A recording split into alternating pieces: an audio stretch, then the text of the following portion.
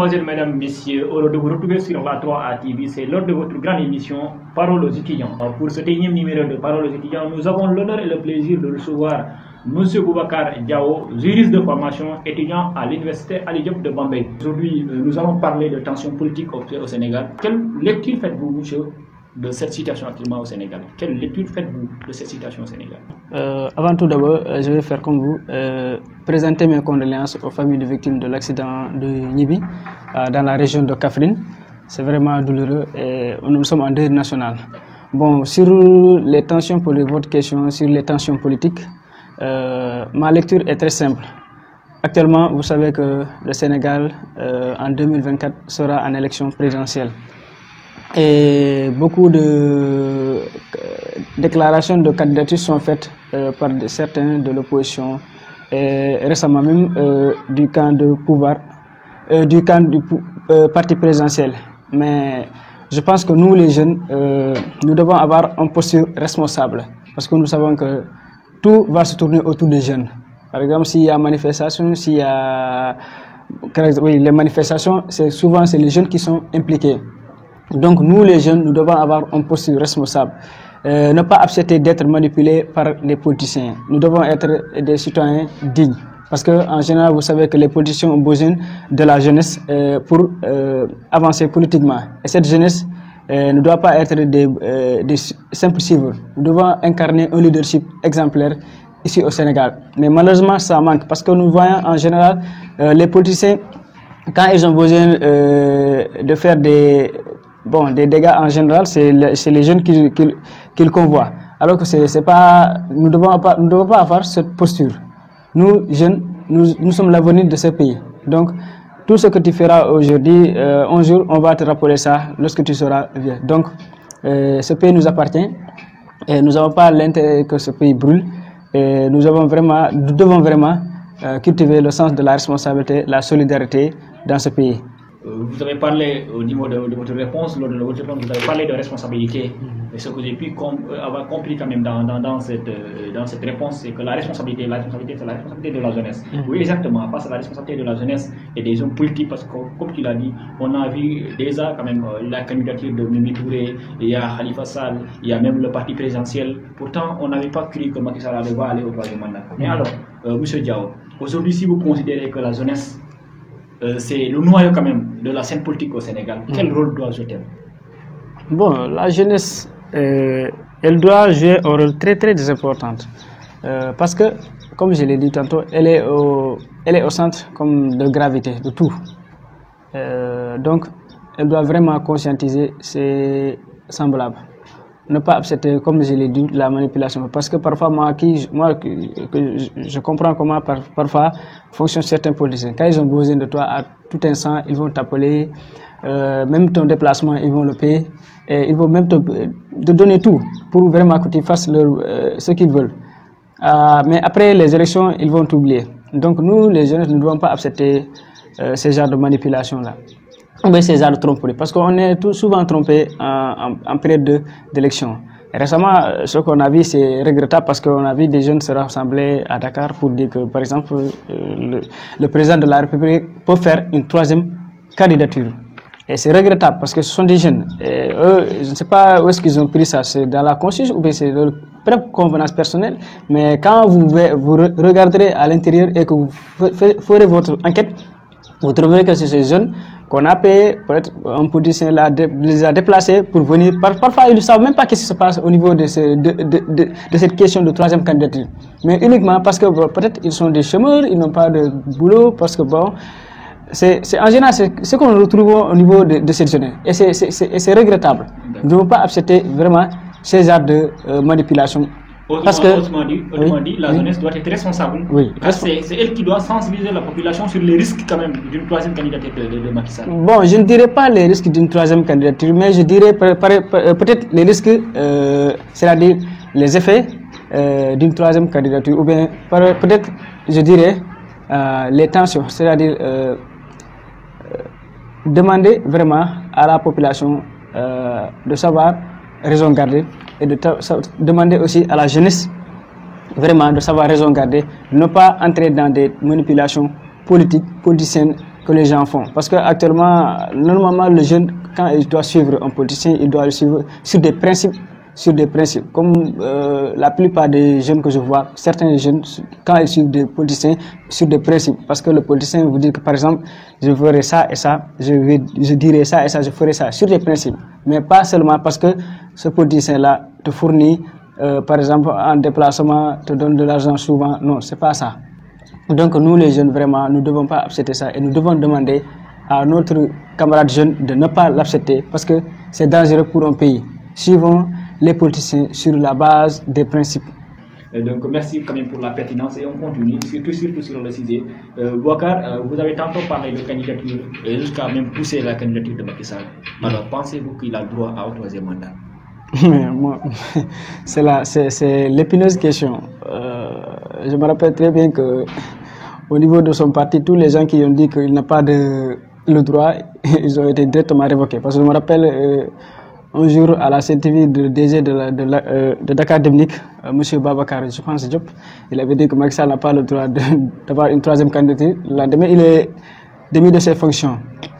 Mimi Touré, je pense que tout le monde a compris que dans son contrat avec Macky Sall, c'était de ne pas aller en troisième candidature. Mais je pense que Macky Sall ne va pas respecter ce contrat. Donc, vous avez vu qu'est-ce qui s'est passé. Elle a boudé directement le camp présidentiel. Je pense que cette question est d'abord politique, elle est morale, elle est sociale. Et je pense que toutes les constitutionnalistes honnêtes, parce que moi je ne peux pas prendre l'exemple par exemple de Ismaïla Madior Fall, moi comme une personne que je considère comme un constitutionnaliste malhonnête. C'est un intellectuel malhonnête parce que c'est lui-même qui avait dit que Macky Sall ne peut pas faire une troisième candidature en principe. En droit, quand on parle de principe, il y a quelque chose, c'est le langage du droit. Et il revient maintenant en 2023 comme ça, récemment même, qu'il dit que maintenant on ne parle plus de politique, on ne parle plus de droit. C'est-à-dire lui, il n'est plus juriste. Il dit que maintenant Macky Sall peut faire une troisième candidature. Je ne sais pas, il vend des cartes membres de la paire à les 2 millions de cartes membres. C'est tout des politiques. Mais je pense que moi, les Sénégalais sont déjà éveillés. Nous avons vu l'expérience de Wade. Wade voulait faire une troisième candidature. Il y a eu des morts. Macky Sall faisait partie des gens qui manifestait contre la candidature de Wade. Il avait même avec... Exactement, c'est sur ça. Moi, ce qui m'a impressionné, en 2011, c'est lui-même qui dirigeait quand même la foule, qui contestait la troisième candidature de Wade. Alors que si on regarde les principes, parce que vous avez parlé de principes, je ne suis pas un juriste de formation, contrairement à vous, mais nous savons tous que la constitution qui a permis à Wade d'accéder au pouvoir, après ce qu'on appelle la révision, lui a permis quand même d'aller vers un troisième mandat, parce qu'il n'y avait pas de troisième mandat en réalité, c'était un deuxième mandat pour Macky Sall. Mais c'est tout à fait le contraire avec Macky Sall. Permettez-moi, s'il vous plaît, vous savez, la révision constitutionnelle de 2016 a été claire. Dans l'article 27, on a dit nul ne fait plus de 2 mandats constitutionnels. Nul. Maintenant, ceux qui veulent manipuler, ils peuvent manipuler l'opinion. C'est normal parce qu'ils ont d'abord, comme le professeur Ismaïla Madior Fall. Parce que nous, en tant que juristes, nous avons honte de dire que c'est un professeur d'université. Parce que même récemment, maintenant, les étudiants qu'il a donné des cours à l'université sur les principes de base du droit, je pense qu'eux-mêmes, ils sauront que maintenant, ce n'est pas le nouveau Ismaïla Madior Fall. Macky Sall, troisième candidature, Ousmane Sonko, on a vu tout ce qu'il a fait, ce qu'il est en train de faire. D'abord, on peut revenir un peu sur la gestion de Sonko avec la mairie de Ziguinchor, parce que nous sommes en politique. Bon. Mais vous savez que bon, je ne suis pas agent de la mairie de Ziguinchor, je ne suis pas 100% proche de Sonko. Bon, certes, j'apprécie vraiment sa politique parce que ce qu'il est en train de dire, ses projets pour le pays. Par exemple, si vraiment, moi je pense honnêtement en tant que citoyen, si on le donne ce pays, je pense qu'il peut le gérer. Parce que ces projets, on a vu l'exemple à Ziguinchor avec même le cas des étudiants. Parce qu'on comprend comment fonctionne le mouvement des étudiants. Il y a beaucoup de...